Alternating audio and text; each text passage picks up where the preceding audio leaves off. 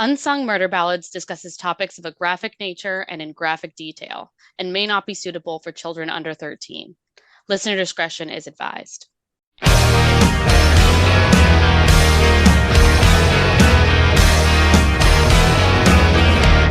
Hey, everybody. Welcome back to Unsung Murder Ballads. This is episode 32. I am Janus Dead. I'm Jameson Dead. And I'm Joyous Dead. We want to let everyone know that in 1 week's time, next week, we will start our 7 Deadly Sins Halloween countdown. Yeah. Oh, that's going to be fun. Yes, we're going to have so much fun counting down to Halloween, which is personally my favorite holiday. I highly enjoy it.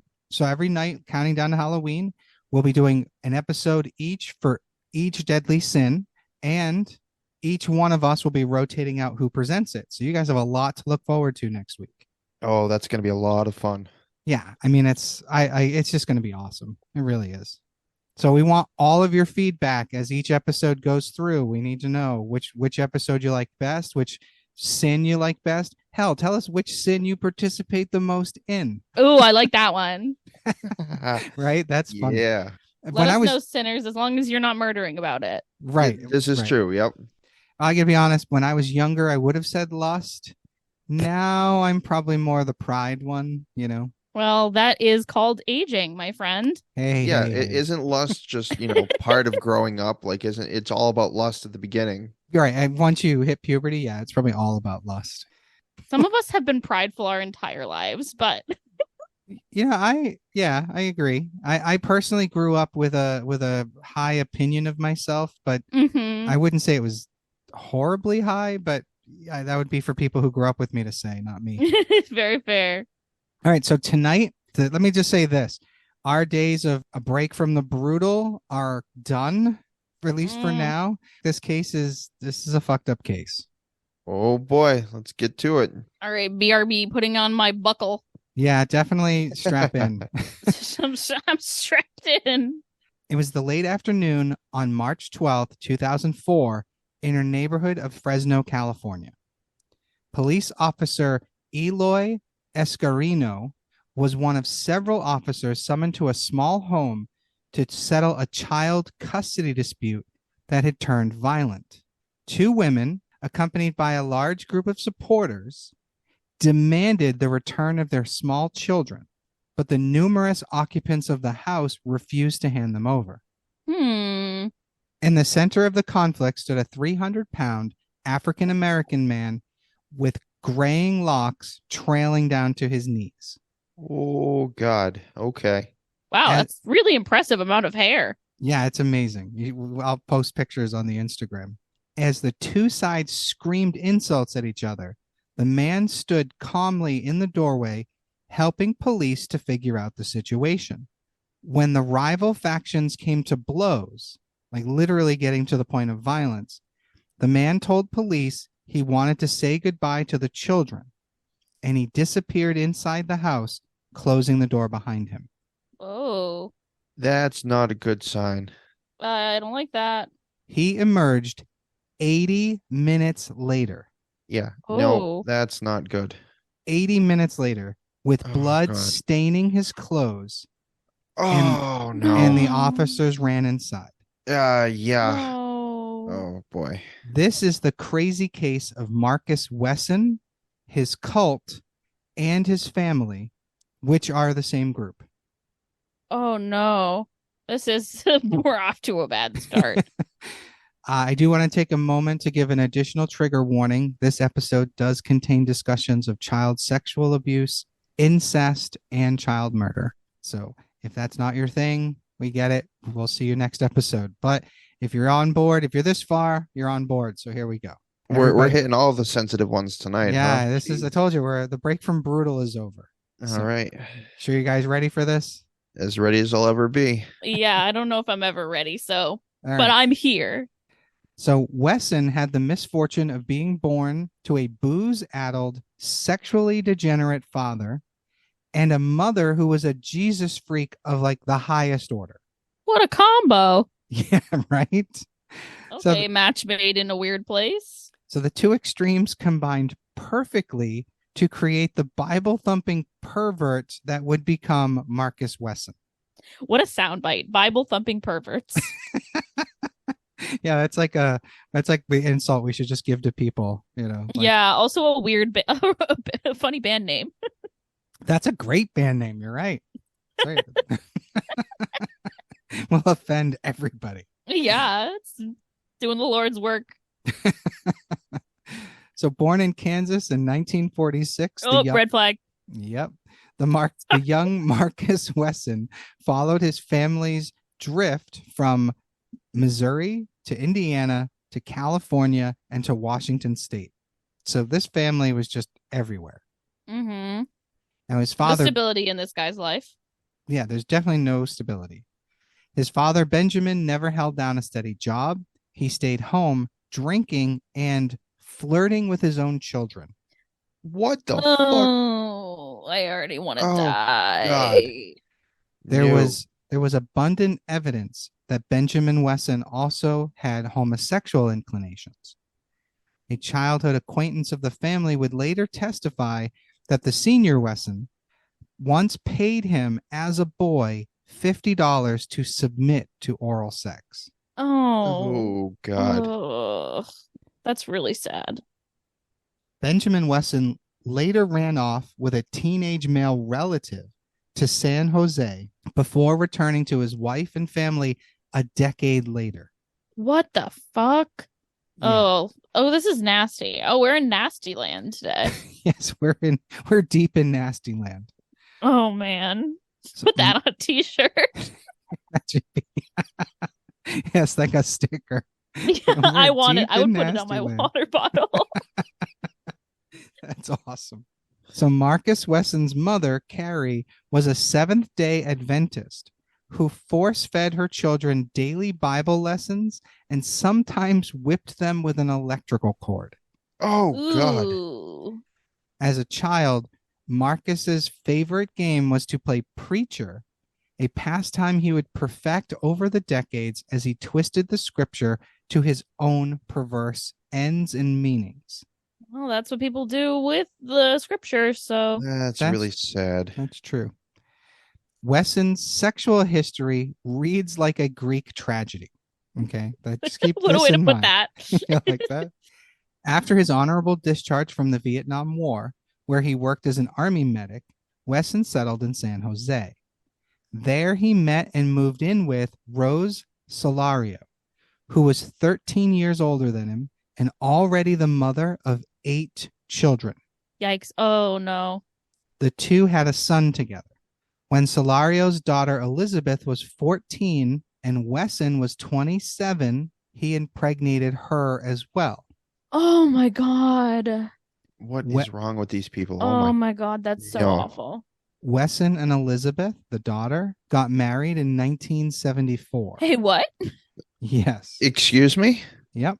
He married the little girl. I'm assuming she was at least of Oh, legal age to God. get married in 74. But yes, he married the daughter of his girlfriend. That is so fucking disgusting. We're just getting started. Oh, Mamma mia. The couple had 5 boys and 4 girls together. What So- these people are fucking copulating, bro.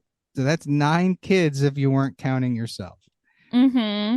In 1989, Elizabeth's sister Rosemary, due to a huge drug addiction, dumped off her 7 children at the Wesson home. Holy shit. That's a total of 16 children living with Marcus Wesson in his house. A disgusting pedophile. Great. Now, the family had no consistent income, and this large brood lived off welfare and took shelter wherever they could find it. And over the decades, we're talking dwellings where they're sleeping in an army tent, a trailer, and on derelict boats. Oh, I mean, yeah, even welfare is no amount of social services is going to cover having 16 children. That's so expensive. It's insane. Although his children were frequently reduced to digging through trash cans for food, Wesson always seemed to have money to buy himself hamburgers and other fast food. Years later, when she was on the witness stand and asked why her husband didn't work, Elizabeth Wesson would reply without a trace of irony, quote, "You can't work when you're on welfare," unquote. So Huh. she at least came right out and admitted it. If you're on welfare, you can't work, you stop getting the welfare checks. That's true. And I know it's a tough situation for some people because sometimes you may start making less money than you would be getting, and then they take away your social services, and then you're kind of forced to not work. Yeah, you're fucked. Yeah, and with you're fucked either way. Yeah, and with 16 mouths to feed, that's crazy. Bad shit. Like, there's no amount of cheap food. There's no. I Yeah. mean, I have a really well-paying job. I couldn't do that. Well, I'm sure at some point there was competition between the children for food. Mhm. Right. Certainly. Yeah, and just imagine probably the cheapest food at that time would have been like ramen noodles. Yeah, or like beans and rice. Yeah, could you imagine how much of that you're going through? Yeah. Some of these must be teenagers, like, oh. Correct. I mean, some of them, based on the fact that we have multiple mothers, they're all very close in age. But yeah, there's at least a 10 to 12-year age gap. Wow. And that's before we get to the other bad parts. Oh my God. So Wesson's worldview was a viciously sinister one. He believed society was full of sin and peril and kept his children close to shield them from it. When Wesson's children didn't do their homework or Bible lessons, he hit them with a stick wrapped in duct tape or a small baseball bat, whichever he felt the need. Oh my God. I'm sorry, what? Yeah. Oh yeah. Holy crud. They weren't allowed to have friends and seldom even left the house. Wow, what a sheltered life. It's so much worse. When the kids did cross paths with strangers, they barely said a word, leaving the impression that they were polite and well-behaved, when in fact they were extremely maladjusted to social interaction. Yep. Brainwashed from a young age, the children believed everything Wesson said. They had no sense of what was moral or socially acceptable, and all they knew was what was called Wesson's Law. Oh, no. He told them that he was Jesus Christ. Oh, my. He demanded their unwavering obedience, and he got it. Oh, God. What a piece of work. Yeah, he's a piece of shit. At one point during their upbringing, Wesson segregated his household, forbidding even brothers and sisters from associating with each other. What? Yeah, so like segregated by gender? Correct. I'm assuming you're saying? Yeah. So according to his warped logic, he believed his children would develop sexual feelings for each other. Because he would. Mm-hmm. Ew. Now, meanwhile, he's cultivating his daughters and his nieces to act like his adoring geishas. That's just disturbing. When the girls were 8 or 9, Wesson began sexually assaulting them.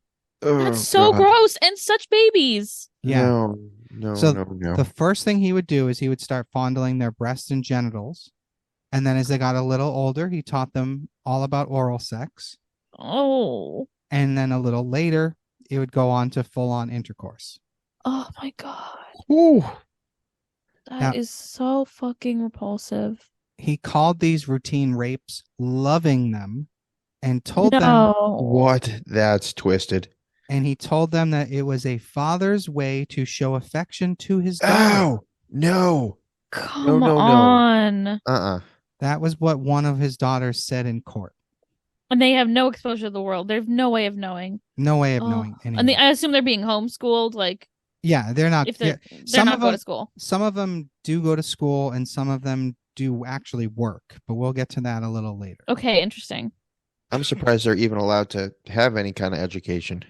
I guarantee you it's similar to the Sylvia Likens situation where they're not saying a word because they're terrified. Okay. That's my guess. But we'll get to that. Even while the most primitive cultures in the world denounce incest as taboo, Marcus Wesson enthusiastically endorsed it. Ugh. Oh, God. He justified his sickness by reading the girls' Bible passages containing references to men with multiple wives. Oh, gross. He would tell them that God wants a man to have more than one wife. Interesting interpretation. So beginning in the early 80s, the family was squatting in the Santa Cruz Mountains in a large army tent. Wesson didn't work and attended church meetings almost nightly. He shunned money because he said there was a better way, and which was pretty much give your heart to God and he'll provide for you. Oh man, this guy's fucking delusional. Yeah, someone should have helped him get help far before now. Yes. At one point, the family also lived on a 23-foot sailboat that was permanently moored in the Santa Cruz Marina. The kids would scrounge for bottles and cans on the beach to turn in for recycling money, and they would bathe in public restrooms. Oh, poor kids. That is so sad. Local officials soon caught wind that a sailboat owner was living off public generosity, and in 1989, they charged Wesson with welfare fraud and perjury. Interesting. He pleaded guilty and spent 6 months in the county jail. Now, Whoa. yeah, it's just fucking crazy. At this point, if his family knew better, they would have gotten the fuck out. I was going to say, what are they all doing while he's away? Wouldn't you want to make a run for it or something? They don't know any better. Right, they don't know that there's something, like, what would they even be escaping to? That's true, too. Where are they going to go? They have absolutely no money. They can't find a new shelter. They probably don't have any clue of what social services could be there for them. Right. And if you think about it, literally 7 of these kids, their own parent dumped them there. So who are they turning to? This is like the last resort for them.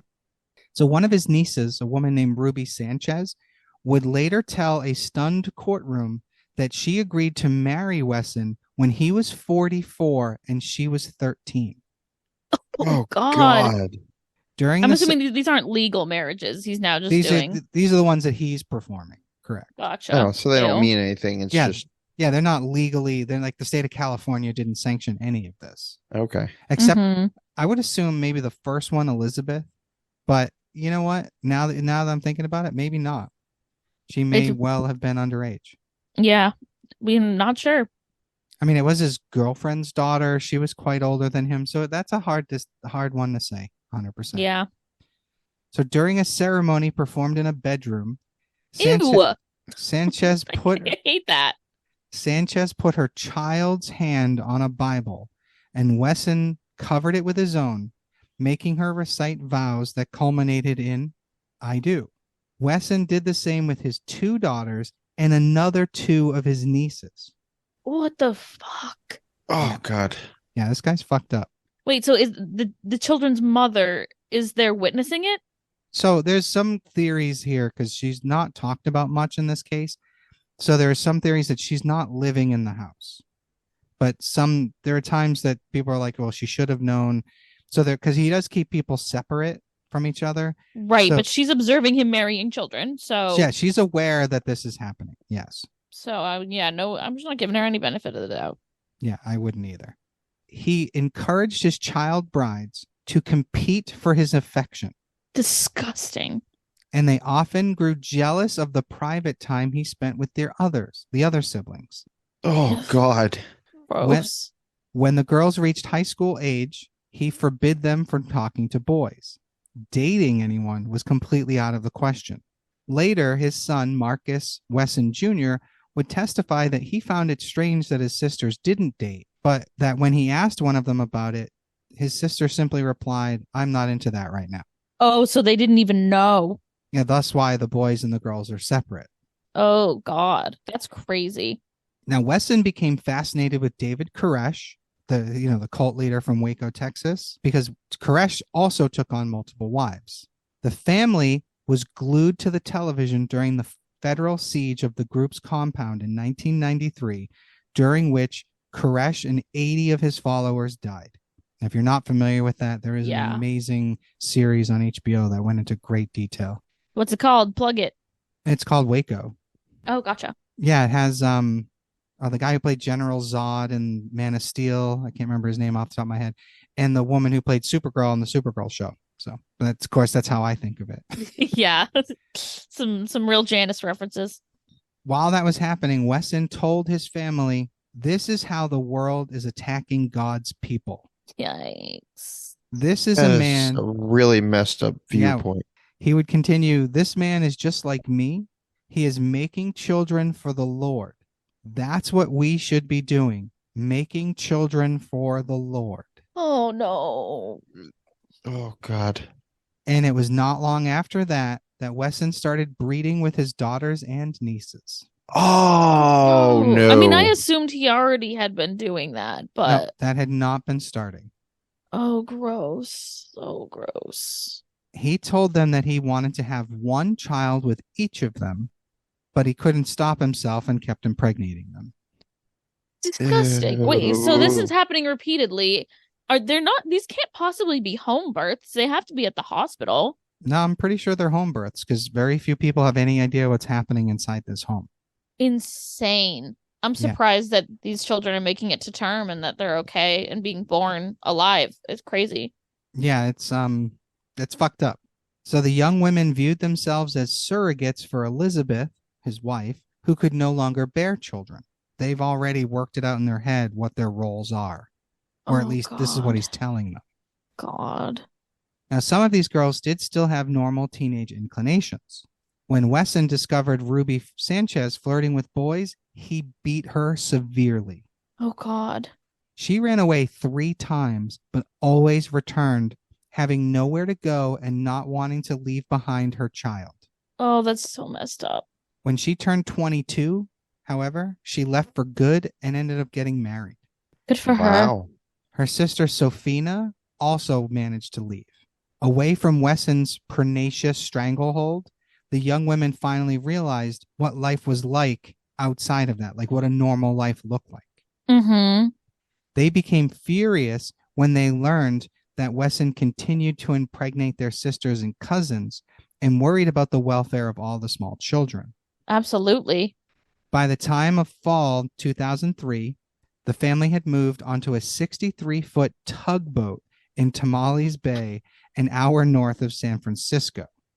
Boat shit is so random. Yeah, so I mean, he's finding wherever the fuck they can sleep, right? Literally. I was like, oh, it's just not something you hear every day. No, but this is worse. This is so bad. Oh, no.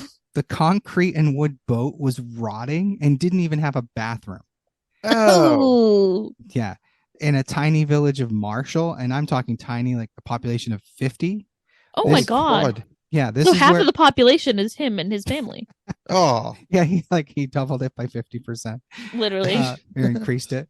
That's where the boat was moored, and the Wesson family clearly stood out as eccentric loners. You Yeah, think? I'd say so. There's so fucking many of them. One resident would tell the press that the sight of the Wesson girls, dressed in long black skirts and veils, rowing their father ashore in a dinghy, turned many heads. Yeah, I'd fucking say so. He is quoted saying, "They rode him like they were his slaves." Oh, God. Yeah, they said, "I had them pegged as some sort of Jonestown cult." Yeah, Yeah. that was correct. The kids kept to themselves, rarely talking to locals and avoiding eye contact. Residents noticed that several of the girls had lisps, and even in hot weather, they wore clothes covering their bodies from neck to ankle. Wow. At one point in time, 4 or 5 of the girls were pregnant. Oh my And God. How, like, no- people must nobody be could noticing it. Tell, yeah, like what there are signs, There have obviously. to be so many babies. Yeah, we'll get to that part too. Although they had jobs at a nearby convention center, their father controlled their paychecks to the point where they were forced to pool their nickels and dimes to buy food at the general store. Oh my God. In the fall of 2003, sheriff's deputies ruled that the tugboat was unsafe for children, and the Wesson family was ordered to vacate it. Yeah, about fucking time. There's no fucking bathroom. I'm I- assuming there's no running water. How are Yeah, they? exactly. It's Oh my not God. it's not sanitary. No, it's beyond unbelievable. The family then moved to Fresno soon after, where they bought a 1,066 square foot converted office building on West Hammond Avenue. That is tiny. And they parked they were driving their vehicle, so I don't know how they got it. It was a yellow school bus, which they parked in their driveway. Which, let's be Yeah. honest, they need that. They need that. I was literally thinking, like, how big of a, yeah, you literally have to buy a school bus. Yeah, there's way too many kids. Yikes. Oh God, that's disturbing. However, they didn't even try to assimilate into that tight working class neighborhood. So they stood out. The kids rarely left the house, and the women didn't engage in pleasantries with the neighbors at all. They kept their eyes to themselves. They hung their heads submissively whenever they were spoken to, and they mumbled any responses that they made. Shortly after they moved into the Fresno home, Wesson purchased 12 mahogany coffins at an antique store. Oh Yeah. my God. Oh no. We gotta be red flagging when people are buying bulk coffins. So the interesting thing about that is there's some theories that this was simply because he was obsessed with vampires, because that was a thing. The family did watch dozens of vampire movies and took vampire middle names. Like their middle names were vampire-esque, I suppose. Yes, Edward. Yeah. Yeah, Lestat would be better. But yeah. Wesson didn't see any conflict between his belief in a Christian God and vampires because he was convinced that all gods were immortal and so were vampires. So therefore, they're kind of the same thing. What a fascinating set of logic there. Right? So the owner of that antique store did tell the press later, obviously, that a group of somber children loaded the caskets into a yellow school bus. Jesus How Christ, fucking surreal is that? the mental image of that is insane. It's so surreal. Just a bunch of like young African-American teenagers wearing long black skirts, sadly loading coffins onto a school bus. I would be mortified if I saw that. That would be terrifying. Like that's something right out of like Children of the Corn. Yeah. City officials told Wesson that the school bus was too large to park in their neighborhood and that their home didn't meet standards for residential housing. Yeah, it's an office building. Yeah. They were given until March 12th of 2004 to resolve these zoning issues. Now, you can really only speculate as to whether or not this impending eviction set into motion the events that are about to happen. Man.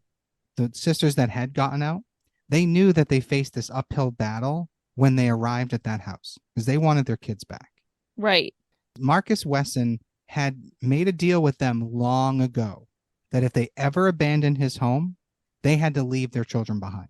That's fucking awful. So in the event that child services or any other government agency came to split up the family, Marcus had given all the children chilling instructions. And this was later related to the court by Sofina. If the authorities tried to remove the children, Wesson had told his daughters and nieces to first murder their offspring before killing themselves. What? Oh my God. Fuck? Yeah. He would stay alive to explain their decision to the public according to his plan. Oh God.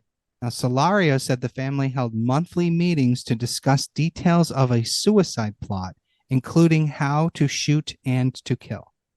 Oh God. Rosa Solario later testified that Wesson frequently talked about the second coming of Christ and asked his children whether they were ready to go to the Lord, kill themselves. He has them so prepared for this. Yeah, this is like Jonestown, but on a much smaller, more controlled degree. Yeah. According to witness accounts, Ruby Sanchez and Sofina Solario pulled up to the Wesson house around 2 p.m. on March 12th. Quote, "I came to get my son," Solario said, rushing into the house to find her 7-year-old Jonathan.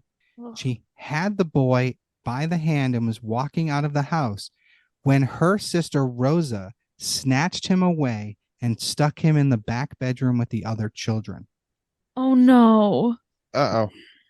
Solario was then pushed from the house, and Wesson stationed his massive frame in the doorway to block her from re-entering. Oh God. Now, Wesson's supporters called the two sisters whores and bitches and ordered them to leave the property. Yikes. Sabrina Wesson, one of his daughters, pointed to her father's feet and told Ruby Sanchez to bow down to her master before running into the back bedroom with the other children. Oh. At 2:30 in the afternoon, the first squad car pulled up. The Wesson household kept a low profile and the police had only visited twice before, once to take a report on a missing license plate, and the other time on the theft of a purse from a car. So they really had no idea what they were in for. It's really impressive how under the radar that this family is passing. I mean, I guess if you never go out, you know. Yeah, but there are so many things that could have raised flags and so many, I mean, But again, people have to be paying attention and people have to want to get involved. That's true.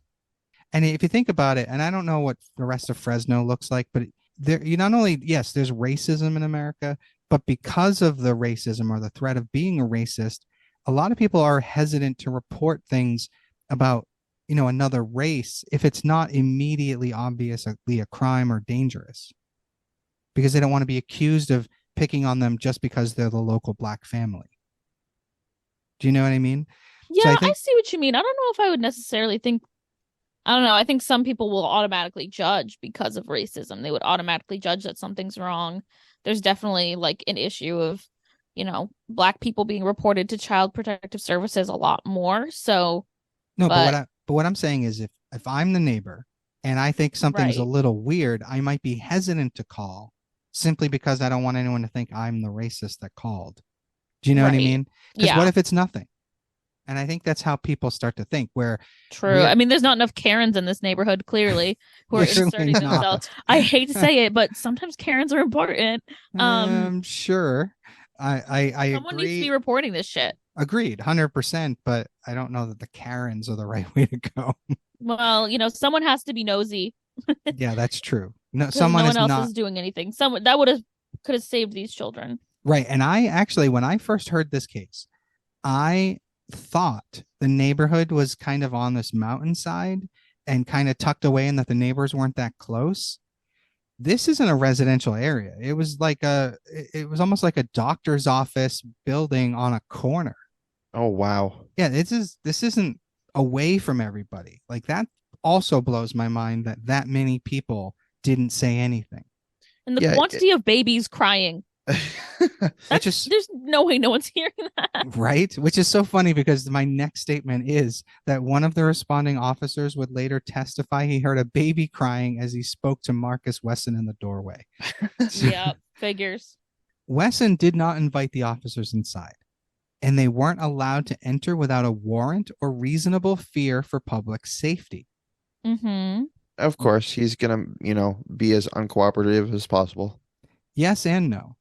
His extremely calm demeanor as the crowd of his family, like those two daughters, whatever, that got away, they got out, they're there with other family members and they're yelling from the street. So as they're freaking out and yelling and cursing and jeering him, he remained perfectly calm. And this led officers to believe that this patriarch would actually work with them towards a peaceful resolution. Huh. That's crazy. But of course, it's at this point that he requested that he be allowed to go inside and say goodbye to his family. And he ducked in the house and he closed the door behind him. That's where it all went to shit. The two mothers that are outside started shouting, "He's going to hurt the kids." No But the kidding. cops didn't do anything. One of Wesson's sons told the police that he owned guns. So the police, instead of going inside, they call for a SWAT team. I guess that makes sense. The police ordered the crowd to disperse and to take cover behind the bus and some trees, just in case. One of the enraged women actually punched the hood of the police car, denting it when they told them to back up. Oh Hulk man. smash. During the ensuing standoff, several witnesses reported hearing gunshots inside the house, but the police officers that were present denied hearing gunshots. I'm guessing they're covering their asses. The newspaper, the Fresno Bee, interviewed several neighbors who completely contradicted the official account. Yeah. Maria Leyva, who lived a few houses down from them, said that she heard 4 gunshots as she was emailing her sister shortly after 3:30. Damn. Yeah, if the fucking neighbors are hearing it, the fucking cops are hearing it. I don't want to hear that bullshit. Yeah, she said she ran to the doorway and heard women screaming, "Not my babies, not my babies," before she returned to her computer, finished her message saying, "There's been a shooting here in the front of my house, and apparently there are deaths." Oh God. Oh, that's chilling. Now, Wesson's next door neighbor was in her front yard when she heard a succession of loud explosions, but she told the paper that she wasn't sure what the noise was because she had never heard gunfire before. Interesting. Okay. Nonetheless, she said the words of one woman were unmistakable when she heard the anguished cry, "It wasn't supposed to happen this way." Oh, no. By the time the SWAT team arrived to evacuate the neighborhood, it was all over. Well, yeah, no kidding. Wesson appeared abruptly in the doorway, his black shirt and pants splattered with blood. Oh, no. As officers grabbed him, he instructed them to use 3 handcuffs to encompass his thick wrists because he's so big. That's a big man. He's a big dude. 300 pounds. He's a big dude. That's a big dude. The blood soaking his clothes was enough of a warrant of cause for the officers to storm the house, and they rushed through the doorway calling for the children. It didn't take long to find them, piled in the back bedroom. Oh, No, God, no. Each victim had been shot in the eye, and they were stacked from youngest to oldest. No. Oh, oh my God, that's cynical. That's messed up. That's beyond words. On the top of the pile was Sabrina with a .22 caliber pistol lodged under her arm. The police searched under the beds and cabinets for possible survivors, wanting desperately to find some glimmer of light in all this, but there were none. No survivors? No one inside the house survived except Marcus Wesson. Oh my God. For all of the officers, March 12th, 2004 would become the single most tragic day of their professional careers. Many of them would seek counseling in an attempt to erase the horrific images of the stacked dead children from their minds. Oh God, that's in your brain forever. Ruin me. Yeah, that would destroy me. Wesson was held at the Fresno County Jail in lieu of a $9 million bail. Yeah. And was charged with 9 counts of murder. So enough of the children were old enough to not have been in that house at that time. Oh.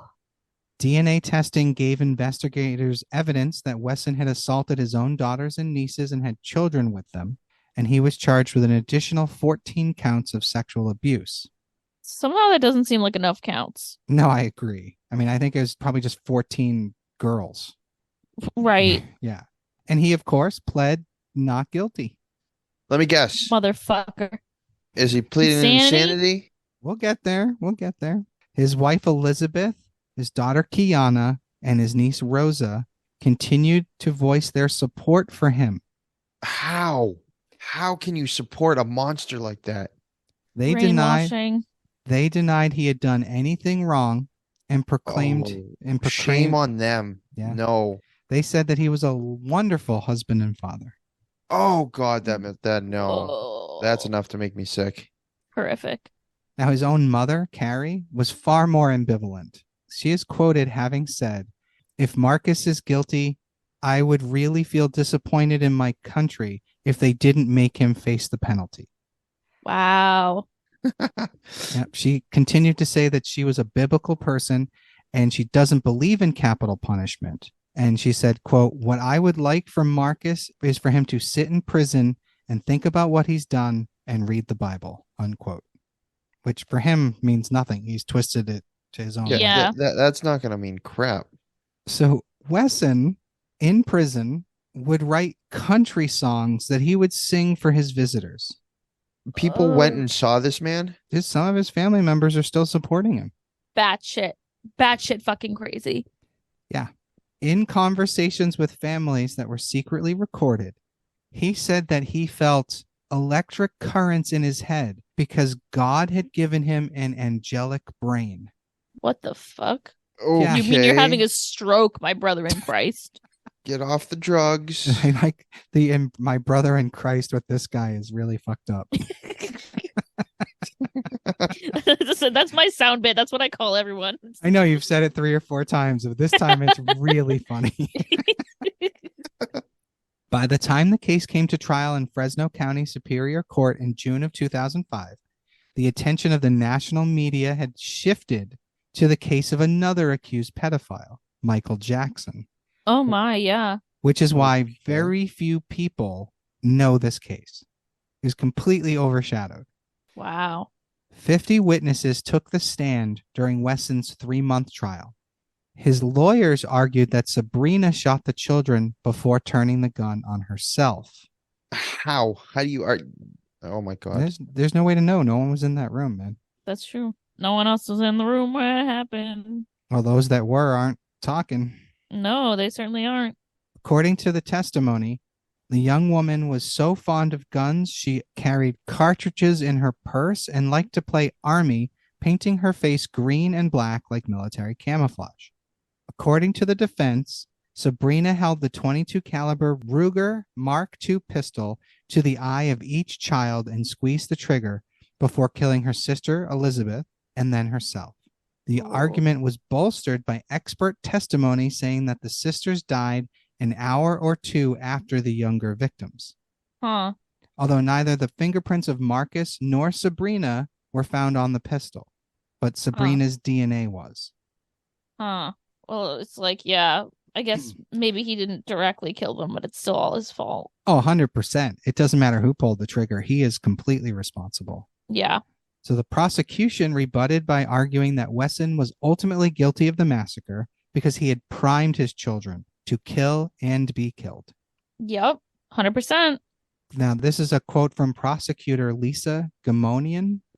She said, "In this family, he was Christ himself, the ultimate authority figure who determined life and death. But for his suicide pact, for his teachings, none of this would have happened."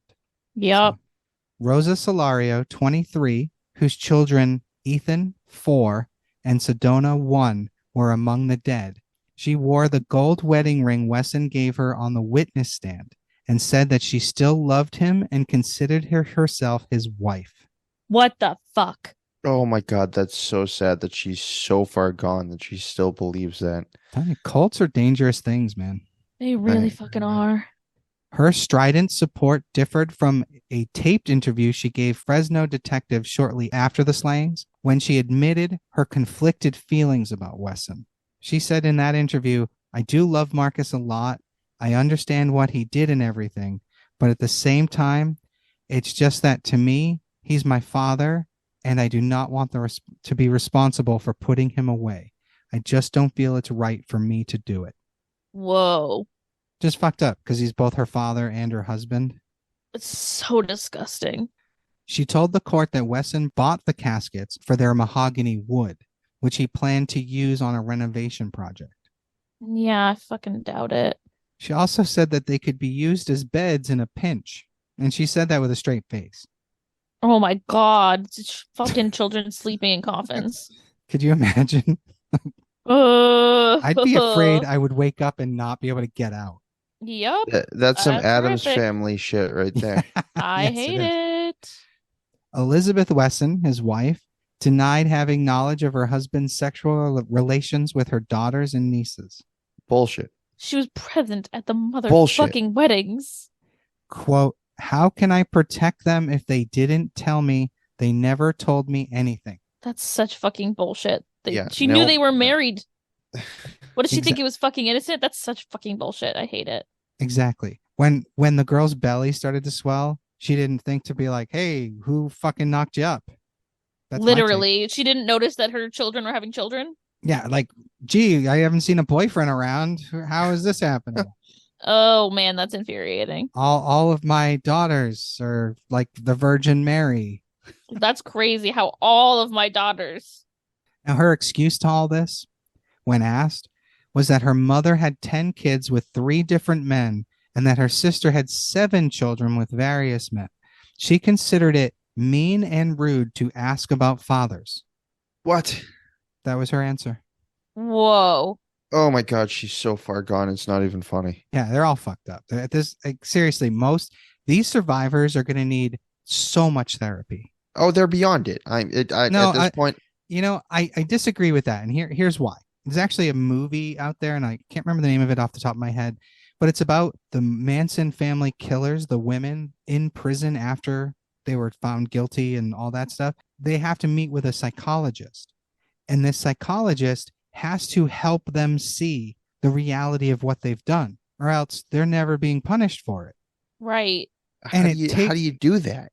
it takes a while and it takes a lot of therapy and talking and whatever. But like by the end of this movie, and granted, it's a movie that's sort of fictional based on reality, but finally at the end of this movie, these women realize the gravity of the situation and it destroys them, as it should. Yeah. So these kids lived through hell, but you can still untangle that. There are survivors from Waco. There were survivors from Jonestown. Even Nexium, there are people who are still dealing with getting out of that. So eventually they can overcome it. It's just going to take a lot of time, a lot of it's really patience. hard. Yeah, a lot of work. Well, and also depends on who you're working with. A lot of people don't want to put in that effort because it's too much or it's overwhelming, and so they give up on these people real quick. That's true. And these kids are coming out of they're coming out of poverty, and their lives probably aren't going to be a lot better. They're so set up to fail in life. It's so sad. So on the witness stand, Elizabeth Wesson looked at her husband before speaking, as if waiting for his direction, and she was scolded for it by the court. Whoa. She covered her face with her hands, sobbing under the prosecutor's rapid-fire questioning, and several breaks had to be called to allow her to regain her composure. Whoa. So weird thing is it's almost both sides of this process for her. She doesn't know what to say without her husband's direction, but at the same time, you can see her realizing the truth of it and breaking down. Yeah. Oh, that's awful. The publicity from the case made her the object of ridicule and had torn apart her family. She often was forced to sleep in her car because she had nowhere else to go. Makes sense. Prosecutors depicted Marcus Wesson as a master manipulator who brainwashed his daughters and nieces into thinking it was normal to have sex with him. He had limited their access to education and the outside world until he had complete financial, physical, and emotional control over their lives and convinced them that death was preferable to police interference with their family. Despicable. Wow. Yeah, fucking That's crazy. Oh, Now, the women's brothers, who were segregated from their sisters at an early age and had left home long before the murders, also spoke out about their fathers in court. Wow. Marcus Wesson Jr., who was 22, said he was surprised when his sisters and cousins, who weren't allowed to date, started showing signs that they were pregnant. They told him they got pregnant by artificial insemination, but he thought that whole thing was weird. Huh. That's an interesting lie that they're using. Right. Yeah, it's weird. Yeah, which is just what he said. Like, how do you? Yeah. That's a weird explanation. Like, how do you? But why? Like, okay, weird. Yeah, like, why do you want these kids so bad? You're gonna go to a clinic. Yeah. When he learned that the DNA proved that his father had sired the children with his sisters and cousins, he told the court, quote, "That's not right. I don't want that happening," unquote. Adrian Wesson, 29, had also had his suspicions.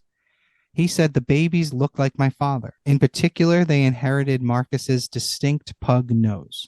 Another son, Dorian, who was 30, called his father insane because he thought that he was Jesus Christ and believed in vampires, but he also described him as highly intelligent. After more than 2 days of deliberation, the jury found Wesson guilty on 9 counts of first-degree murder and 14 counts of raping and molesting his underage nieces and daughters. So Good. fucked up. good thing they found him guilty. The jurors wrestled with the evidence for more than 2 weeks and ultimately decided that Wesson himself pulled the trigger on at least some of the victims. That's fucking crazy. As the clerk read the verdicts, many of Wesson's surviving family members stifled sobs while Wesson himself remained quiet.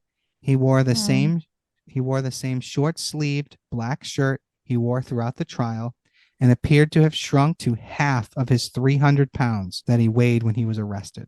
Whoa. Yeah, he lost a lot of weight. The picture difference, you wouldn't even recognize him. Wow. As the courtroom emptied, Wesson's relatives rushed from the building, and neither the prosecution nor the defense would answer any reporters' questions. A month later, Fresno County Superior Court Judge R.L. Putnam, accepted the jury's recommendation for the death penalty. The judge Whoa. The judge also sentenced Wesson to 102 years in prison for sexually abusing his daughters and nieces. All right. Kiani Wesson continued to defend her father to the bitter end, blaming her cousins for the deaths because they tried to break up the family by retrieving their children. What the Oh, fuck? dear God. Oh my lord. She was quoted telling the court, "I am proud of all of my family, of the way that we were raised." Oh, Ugh. no. Yeah. Oh, That's fucking disturbing. So Wesson's defense team filed a motion asking the judge to grant their client a new trial or to reduce his sentence to life in prison. Putnam denied both requests, stating that the, quote, continued love of him by some family members, unquote, was the only leniency Wesson could expect. no, that's incredible. Good. And the jurors said they felt vindicated by that judge's ruling. One juror said, "It was hard. We had a lot of sleepless nights. It was a lot of work, but this is closure for us to feel that we've done our civic duty." Oh god. Yeah. Marcus Wesson remains on death row at San Quentin Prison in California. Wow, So, they really do take fucking forever to do shit. forever. I mean, it's been almost 20 years since he was sentenced to death. They're more likely to die of natural causes once they get that death penalty conviction, Right. because And I they'll don't, just appeal to anybody who will listen. right, which is weird because I don't generally agree with a lot of what Texas does, but the fast tracking someone like this, I agree with. We shouldn't be paying to keep this guy alive. Yeah, and it's just odd. I mean, I don't know much about death row and the death penalty, but I don't know why I mean, I guess they have to leave him there for a while so they have a chance to appeal, but like, has he been trying to appeal? Well, there's no information on that, but I honestly, Interesting. I'm assuming so, but there was very, very little information on that. I just think that they want to make sure there's no like new evidence, nothing comes up. But yeah, this guy should have been put to death a long time ago. It's Yeah. crazy. Yeah, and that is the fucked up case of Marcus Wesson. Welcome back to the brutal cases. Oh my Man, god, that hit hard. I need therapy after that episode. I need a shower. Are you kidding Oh. me? Yeah, for real. Yes. Oh, God. Awful. Yeah, that was fucking brutal. It really was. And the fact that the police stood outside waiting that long, like that's worse than the Joshua Powell case where the woman's on the phone with the I was dispatcher. just about to Yeah. reference that case too. Like, Yeah. seriously, you took the words right out of my mouth. Yeah, there's no reason you wait an hour to say goodbye to your kids. The police should have been no. right there. Don't They close should, the door. yeah, that's fucked. You know, when you have this many family members outside saying there's danger and then they just let him walk off, ridiculous. Yeah, I also feel like there's a major failure in how this was never ever noticed or found, like how these kids were going to school and there were never red flags. Like that part is very confusing to me. Well, and it's, you know, like it's funny because we talked about the Sylvia Likens case, Right. but that was in the 60s. This is 2003, 2004. Right. Like, there is A no lot- reason for that. A lot has changed, and there are so many different things that people should be looking for and trying to speak up or do something anonymously or something. Someone should have done something. And Yeah. it's just one of those things now, like we've said it before, but if I see something weird, I'm calling the police. It's just that simple. I would rather have my neighbor be pissed at me for having called the police than to find out that they were really abusing their children. Yeah, you know? especially if children are involved. Absolutely. I'm calling DCF. You don't have to like me to be my neighbor. Hmm. I apologize for how brutal that was after a break of, light cases, but yeah, that was on my list for a little while. Yeah, as if our cases are ever really light, but this Well- was a really bad one. Yeah, this was rough. It's not our worst one, but this was rough. So I still think the Vera Joe Regal case was the worst. Oh, yeah. Yeah, That that was- one that is was pretty gnarly. really awful. Well, once again, thank you everybody for listening. I am Janus Dead, I'm Jameson dead. And I'm Joyous Dead. and we'll see you next week. Bye.